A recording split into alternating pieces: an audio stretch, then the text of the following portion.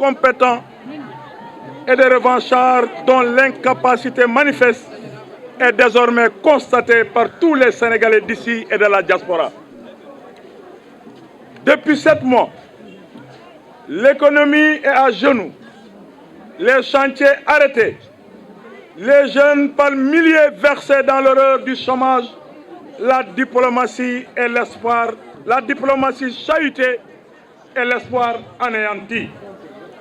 Le 24 mars dernier, les Sénégalais avaient un espoir placé sur un président de la République qui, depuis ce mur, dans un silence manifeste, sur un Premier ministre qui passe tout son temps à régler des comptes plutôt qu'à œuvrer pour ses concitoyens. Après avoir fui pour ne pas faire sa déclaration de politique générale, Ousmane Sonko passe tout son temps dans les rues à menacer, intimider et raconter des contes-vérités. Sa dernière en date concerne un soi-disant compte bancaire d'un dignitaire du précédent régime où seraient logés 1000 milliards. C'est un propos puéril et grave pour un chef de gouvernement. Mais c'est surtout la preuve que cet homme ne prend pas la mesure des responsabilités qui l'incombent. Il est impossible de loger 1000 milliards dans un compte bancaire. Même la plus grande banque du Sénégal n'a pas cette somme en dépôt. Mieux, le gouvernement passe sa vie à emprunter sur les marchés des eurobonds et de l'UEMOA depuis le 2 avril.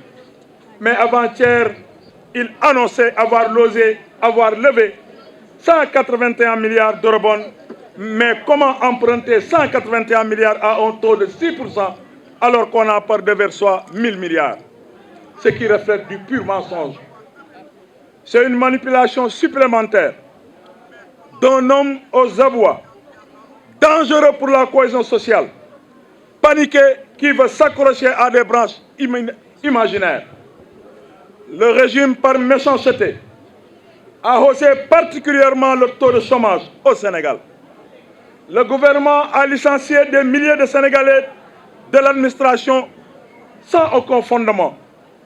Il a humilié et précarisé les marchands ambulants, les chauffeurs de taxi, les jakartamans et toutes celles et ceux qui, dans le secteur informel, faisaient vivre leurs familles. Ce régime a haussé les prix des factures d'eau et d'électricité en 7 mois, sans oublier le retour de la hantise des délestages et des coupures d'eau. Pastef est déjà démonétisé en 7 mois. Il ne draine plus les foules, mais est obligé de recourir à des anciennes vidéos pour tromper les Sénégalais sur les réseaux sociaux. Le Pastef a recours à des transhumants pour espérer remporter les élections législatives. Mais c'est peine perdue. Mes chers compatriotes, Sénégalaises et Sénégalais, l'espoir a disparu pour ce régime. Il s'agit d'un gouvernement incompétent et inélégant qui veut faire de la manipulation et du mensonge une arme de destruction massive. Nous avons tous un devoir et des responsabilités de sauver le Sénégal des mains inexpertes. Accordons une majorité confortable à l'opposition au soir du 17 novembre pour faire revenir l'espoir, remettre le pays en marche et fermer la parenthèse du désordre. J'exprime une nouvelle fois ma loyauté et ma fidélité au président Macky Sall,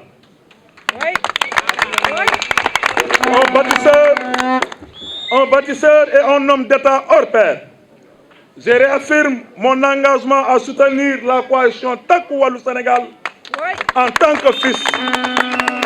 que fils de Maître Abdoulaye Wade, père du libéralisme africain. Mais à l'attention des militants et sympathisants à Thiès. Ici, nous sommes en intercoalition, donc le département de Thiès, nous voterons avec notre partenaire de la coalition, Sam Sakadou, dirigé par notre frère et ami Barthélémy Diaz. C'est ainsi, dans le cadre de cette alliance stratégique, que nous remporterons une victoire éclatante partout dans le Sénégal au soir du 17 novembre 2024. Vive Takku Wallu Sénégal, vive Sàmm Sa Kàddu, vive le Sénégal. gannaaw bi ñu sante yàlla julli ci Yonent bi sallallahu alayhi wa sallam, adduna ngërngal këpp ràññe nañu métit ak naqar bi sénégalais yi di dund ci juróom-ñaari weer bi nga xamante ne tromperie ndax askanu Sénégal la ñu jëlee réew mi. tey ñu jël télé goo xam ne Sénégal ñëpp gis nañ ko, loo jaay du jar, loolu lijjante du sotti, ku la ameel bor du la fay. fii la réew mi tollu tey. bu ko réew tollee képp kuy doomu Sénégal war na jël say responsabilités pour sauver la République. moo tax bi ñuy defar liste député yi ñu bëri gisuñu ma nekk candidat pour les élections législatives. li ko firndeel lenn rek la, dama ne Sénégal gii ñu dëkk te ñu moom ko juddoo fi màggee fi yeewu fi tekkee fi, pour wax say pensée, défendre les institutions et la République, soxlawuñu unité parlementaire pour nekkal fi askanu Sénégal. moo waral ma ne régime bi ko fi jiite, ce régime d'incompétents avec sa coalition d'hommes courts aux idées très courtes qui ne parviennent pas à satisfaire la demande sociale des Sénégalais et Sénégalaises. ma ne leen man soxlawuma unité parlementaire pour làqatu, soxlawuma unité parlementaire ngir jàmmarloo ak ñoom, soxlawuma unité parlementaire ngir dëggal wala luy saxal démocratie dans ce pays. parce que nag nit da nga naan naam ne fa. ñun préparé newuñu bu yàgg parce que xam nañu képp kuy politique lu nekk mën na la fee fekk. kaso ak suñu kër la ñu yemale, mais lépp ci dëgg lañ ko fasee def. du ñu woote mortal combat, du ñu yàq les édifices publics yi nga xamante ne ñun ñoo ko fi def, waaye lépp lu ñu ak yelleefu doomu aadama may fii ci réew mi dinañ ko doxal. bu ñu waxee safaan ba ñu teggi ko teg dëgg. la preuve, ñoom VAR li tax ñu yéex a jóg dañ doon bàyyi ak Ousmane Sonko ak VAR yi, parce que l'ennemi de Ousmane Sonko c'est Sonko lui-même. ndax ñëpp lu mu sa wax ñëpp xam nañ ne dara du ci dëgg. moom mi taxaw ne 1000 milliards fekk nañ ko ci benn compte. man Massaly, je lui lance un défi. jamais au plus grand jamais du leen wax ne diw la ñu fekk 1000 milliards yi ci compte am. mësul am. comme nag yàgg naa wax lu amut. barki Dembo Ndiaye moo ci mujj lu mu waxoon ci CICES Grand Théâtre commission VAR muy samay booy yu tàng jir. dem leen ngeen gëstu VAR yi mu waxoon CICES ci général Kandé ak li mu wax démb Ziguinchor, c'est diamétralement opposé. maa ngi wax ak commission VAR yi moo door ngeen doon xaar jox naa leen ko monté leen loolu ngeen génne ko pour wan leen ne ab réew kenn du ko yor ci ab kàcc wala manipulation. la preuve la ñu digoon askan bi lépp naxasaay na. tas nañu yaakaar suñu papa yi, tas nañu yaakaar suñu yaay yi, tas nañu yaakaar marchand ambulant yi, tas nañu yaakaar chauffeur yi, tas nañu yaakaar secteur informel, tas nañu yaakaar jigéen ñi, tas nañu yaakaar étudiants yi, tas nañu yaakaar secteur informel bi, secteur public parapublic. adduna ngargal képp tas nañu seen yaakaar. ma leen di laaj mbéjum kanam borom a koy fajal boppam. nax leen ba jël réew mi jox leen une majorité, c'est d'être acteur et complice si nu ñuy nasaxale koom-koomu Sénégal. nan ngay gisee 1000 milliards ci compte jàmbur dem di leb 181 milliards, ce qui reflète du pur mensonge. waaye nag comme ñu gëlëmoon dañ leen a gëlëmoon ci ay kàcc, dëgg gi ñuy tegal yéen a ngi commencé ximili ko ba yeewu. moo waral Ousmane Sonko drainetul ay fol nit ñi gëmatuñ ko. yéen a ngi koy gis di ko seetaan saa su ne. am na problème tey pour askan bi génn teeru ko. nu mu mujj def ay transhumants la mujj jël di leen jox alal pour ñooñu ëlbati ko jàppale ko. waaye transhumants ñooñu ñoom seen jëm dong moo dem, mais base baa ngi toog. te base bi incha allah rabi au soir du 17 novembre danañ ko wax ne beneen opposition mooy taxawaat, beneen opposition mooy juddu te majorité bi si kàttan yàlla opposition bi lañ koy jox.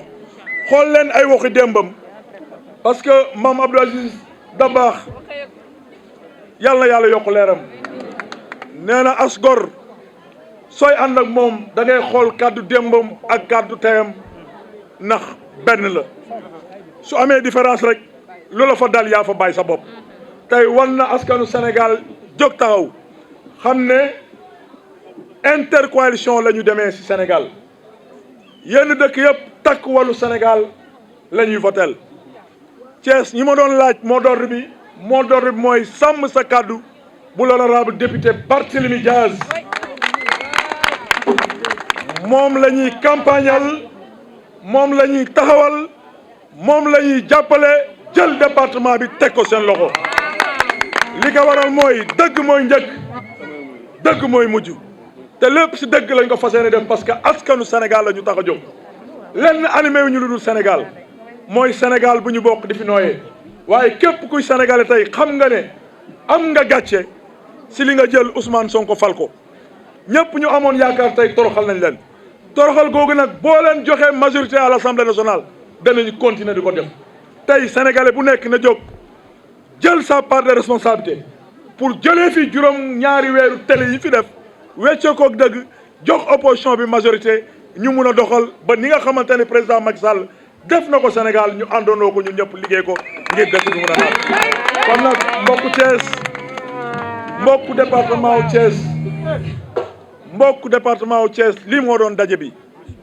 maa ngi gërëm di sant tous les militants et militantes di gërëm nos vaillants journalistes ñoom it ñu ngi informer juste et vrai waaye combat bi ñu nekk pour Sénégal pour saxal démocratie dëggal dëgg effacer ko kàcc am ngeen ci part de responsabilité parce que gëm naa ne bi mu jëlee pouvoir bi yéen la njëkk a song moo waral ku ci nekk ci ñun am na part responsable pour jëlee fi njuumali jëlee fi lu fi nekk parce que tey suñu doom yaa ngi commencé yàqu ñu ngi bëgg a tàmmal xale yi fet mooy li nga xamante ne mooy doxal ab réew et c'est extrêmement grave wax naa ko ñoom Barthélémy Diaz wax naa ko it coalition takku wàllu Sénégal bi ma bokk nee naa leen bis bu ñu amee majorité nañu dugal à l'Assemblée nationale loi boo xamante ne dañuy interdire fen au Sénégal non effectivement dañ ko war a criminaliser dañ ko war a criminaliser parce que lii xew Sénégal mu ngi bëgg a law te mu ngi bëgg a yàq réew mi bu ñu demee ba ay xale naan ñoom ak Ousmane Sonko ñoo yem parce que ay moomin lañu yàlla toppewu leen dara c'est extrêmement grave Ousmane Sonko est un homme dangereux pour la cohésion sociale ku mel noonu lui donner une majorité à l'Assemblée nationale c'est asphyxier les Sénégalais vivants donc ñun ñëpp am nañu part de responsabilité man ba may soobu nag lu leer laa leen wax bis bu ñu amee majorité par force dinañu dugal ab loi pour interdire fen fii Sénégal non parce qu'il est grand temps parce que lii ñuy dund wax dëgg yàlla metti na te mënatul continuer